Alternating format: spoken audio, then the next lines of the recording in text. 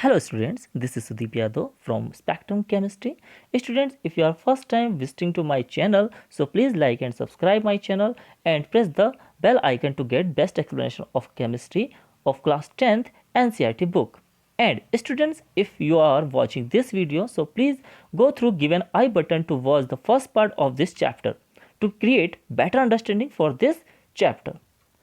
Students, we have been studied about acids, classification of acid in the first video, and in this video we will discuss about the different methods for preparation of acids and detailed explanation of base. So let's start. So here you can see there is a methods of preparation of acids, and the first method of preparation of acid, that is reaction of non-metal with hydrogen. As we know that non-metals having the tendency that is the acidic in nature. Okay, so if the hydrogen gas will react with the different kinds of the non-metal, so it will be converted into the acid. So let's see some examples given here. Number first, when the hydrogen gas will react with chlorine, it will convert into HCl gas, or acid you can say also. Okay, now second, when the hydrogen gas will react with bromine, so it will convert into HBr, that is the hydrogen bromide. Okay, and third one, in this equation you can see when the hydrogen gas will pass from the sulfur, it will convert into dihydrogen sulfur. Okay, so these all are the acidic in nature. Now second method of preparation of acid. In this method, we having a need of the non-metal oxide and water. So when non-metal oxides will react with water, they will convert into their respective acids. Why it's going on? Because as we know that non-metals and non-metallic oxides are also known as acidic. Okay, and non-metallic oxides are known as acetic oxides. And why we are saying these are the acetic oxides? Because these non-metallic oxides when react with water, they will convert into respective acids. So you can see here there is a carbon dioxide. Okay, and when the carbon dioxide is reacting with the water, it will convert into carbonic acid, and this reaction is also takes place inside our atmosphere, because in our atmosphere there is a huge quantity of the carbon dioxide is existing, and it will react with, when it will be react with moisture, that is the droplets of the water, then it will be converted into carbonic acid. Similarly, second kind of the gas, that is the sulfur dioxide and sulfur trioxide gas. Both gases are also existing in our atmosphere, and when both gases will react with water droplets which are already existing in our atmosphere, they will form respective acids. That is, the first one acid is the sulfurous acid, and second one is the sulfuric acid. Now next, let's see, here is a nitrogen dioxide. Sorry, here, this is the typing mistake. Here is the nitrogen dioxide, and when the nitrogen dioxide will react water, it will convert into the two acids. Okay, number first, that is the nitrous acid, and second is a nitric acid. And next, that is the nitrogen pentaoxide. So when the nitrogen pentaoxide will react with water, it will convert into nitric acid. And the next example, that is the phosphorus pentaoxide. And when the phosphorus pentaoxide is reacting with the water, it will convert into the which acid it will form? That is the phosphoric acid. So these all are the methods by which we are forming the acid, and here we are reacting non-metallic oxide with the water. Now next method of preparation of acid, that is by oxidation of non-metals. So let's see. When we are doing oxidation of non-metals, so we are getting a acid. So let's see. Here we are doing the reaction of the sulfur with the nitric acid. And why only do the nitric acid? Because nitric acid is a highly oxidizing agent. Okay, nitric acid is a highly oxidizing agent. So that is the reason behind it. We are treating the sulfur with the nitric acid. And when the sulfur will treat with the nitric acid, it will convert into respective acid of the sulfur, that is the sulfuric acid. And during this chemical equation, you will be also get nitrogen dioxide and the water molecules. Now second, by oxidation of the phosphorus. So here we are further reacting phosphorus with the nitric acid and we are getting phosphoric acid and nitrogen dioxide and water. Now next, by reaction of the salt, this is the another method of preparation of acid, that is by reaction of salt to non-volatile acids. So what are the non-volatile acids? So you can see here, that is the sulfuric acid. It is a non-volatile acid. So here you can see when the sodium chloride is reacting with sulfuric acid, okay, so you are getting sodium sulfate and HCl, okay, and HCl is a volatile acid here, okay. Here you can say this is the HCl and this is the volatile acid, okay. Now second, when the sodium chloride will further react with the sulfuric acid, you will be get HCl and sodium bisulfate. Now next you can see here, that is the when the sodium nitrate will react with sulfuric acid, it will convert into nitric acid and sodium sulfate. So here we have discussed all the methods by which you can prepare acids. So now next we are going to discuss about the bases. So what are the bases? Let's see the definition of base. Bases are defined as a compound or element that releases hydroxide ions into the solution. So you can see here, I have taken an example, that is lithium hydroxide, and when the lithium hydroxide will dissolve inside the water, you will be get lithium positive cation and OH negative anion in the aqueous solution. So both are the respective ions of the given base. In this reaction, lithium hydroxide dissociates into lithium positive, that is the cation, and hydroxide ions, that is OH anion, dissolved in water. And you can also see in this picture sodium hydroxide. There is a further example of the another base, that is the sodium hydroxide. When the sodium hydroxide will dissolve inside the water, it will convert into sodium cation and hydroxyl anion. And third one is the calcium hydroxide. When dissolved into the water, it will be converted into calcium cation, that is a Ca2 positive and OH negative. Similarly, potassium hydroxide, when dissolved inside the water, it will further convert into potassium cation and OH negative. And in this figure, you can see there is a base is the sodium hydroxide is added to the aqueous solution, and it is completely dissociating. Okay, it is completely dissociating into their respective ions.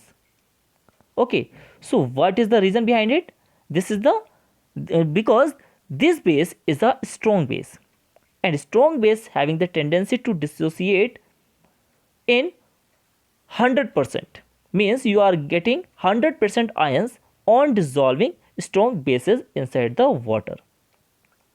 So let's see, here I have mentioned some RNS bases. Number first, sodium hydroxide. Second one is the potassium hydroxide. Third one is the lithium hydroxide. Fourth one is the rubidium hydroxide. Next one is the cesium hydroxide. Next one, calcium hydroxide, barium hydroxide, and strontium hydroxide. So these all are the RNS bases. Why we are saying these all are the RNS bases? Because when you will be dissolve these bases inside the water, it will convert into their respective ions, and you will be get hydroxyl ions in the aqueous solution. So these all are the Arrhenius bases. Now next, properties of bases. This is very important. So number first property is here we have to mention the aqueous. So sorry for typing mistake. That is the aqueous solutions of the bases are also electrolytes. And what are the electrolytes? Electrolytes are those substances when you are dissolving them inside the water, they will dissociate into their respective ions.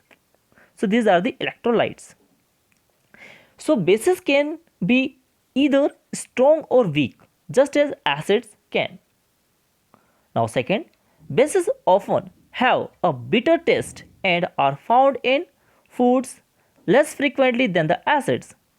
Many bases like the soaps are slippery to the touch. Means if you will visit into your laboratory, so you will find that there is a number of these sodium hydroxide, potassium hydroxide kind of the bases are existing inside our lab, and when you will be touch the solid sodium hydroxide, so you will feel a slippery touch. Okay, so this is the slippery touch is a tendency of the base. Now next, bases also change the color of the indicators.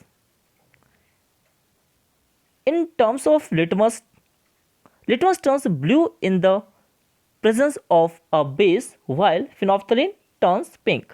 So this is the identification of the base also. Now next, bases do not react with metals in the way that acids do. Why? Because bases are the metallic oxides or the hydroxide, and metals are also base. So that is the reason behind it. Now next, bases react with acids to produce a salt and water. Bases reacts with acid to produce salt and water. We have already seen these reactions. Next, the strength of bases is measured on the pH scale. A pH value greater than 7 indicates a base, and the higher the number is, the stronger the base. Now next, water soluble bases are called alkalis. This is very important point. Okay, and example is a sodium hydroxide. So means those bases which can dissolve inside the water. So these kind of the bases are known as alkalis. So you can see here a note. All alkalis can be base. Means all alkalis can be base, but all bases cannot be alkalis. Why? Because some bases, when you will be dissolve them inside the water, they will not dissociate into their respective ions. So means these are not alkalis. Means these bases cannot be dissolved inside the water. So that is the reason behind it. We are saying these kind of the bases are not alkalis. Okay, so let's see an example I have mentioned here. That is the copper oxide. Okay, is a base but not an alkali because it reacts with acid and neutralizes. Okay, them, but it does not dissolve in water. So I hope you have understood that why we are saying copper oxide is a base, because base having tendency to neutralize the acid. So here copper oxide is neutralizing the effect of the acids, but it will not dissolve inside the water. So means this is not a alkali. That is the reason behind it. Now next, neutralize solutions containing H positive ions, means acidic solutions. Dissolve fatty materials. Next, this is very important point, that is the basic oxides and basic hydroxides. Both are the very important. So what are the basic oxides? Let's see. Basic oxides is a metallic oxides containing the O2 negative ions and reacts with an acid to form salt and water only. So we can see number of example like the calcium oxide. Calcium oxide is a basic oxide. Magnesium oxide is also a basic oxide, because when you will be dissolve both of them inside the water, they will form their respective hydroxides. Means this both are the basic oxides. Now second, basic hydroxide, it is a metallic hydroxide. Means if you are having a basic oxide and you will be dissolve them inside the water, they will convert into the respective metallic hydroxide. So means these metallic hydroxides are also known as basic hydroxide, like the calcium hydroxide, magnesium hydroxide. And how we are forming the magnesium hydroxide, calcium hydroxide? When you are dissolving calcium oxide into the water, they will convert into calcium hydroxide, and magnesium oxide when dissolved inside the water, it will convert into magnesium hydroxide. So this is the explanation. Now next, classification of bases. So number first classification on the basis of their strength, bases are classified as number first, that is the strong bases. So strong bases are those bases which completely dissociate into its ions in aqueous solutions. Example, that is the sodium hydroxide and potassium hydroxide. So let's see why we are saying these are the strong bases. Because when suppose you are dissolving potassium hydroxide into water, okay, so you will be get K positive and OH negative and water. So here if you have taken 100 molecules of potassium hydroxide, so these 100 molecules of potassium hydroxide will completely, listen my statement, these potassium hydroxide will completely dissociate into their respective ions, that is potassium cation and hydroxyl anions. Okay, similarly you can see there is a sodium hydroxide. When dissolved into water, it will convert into Na positive plus OH negative plus water.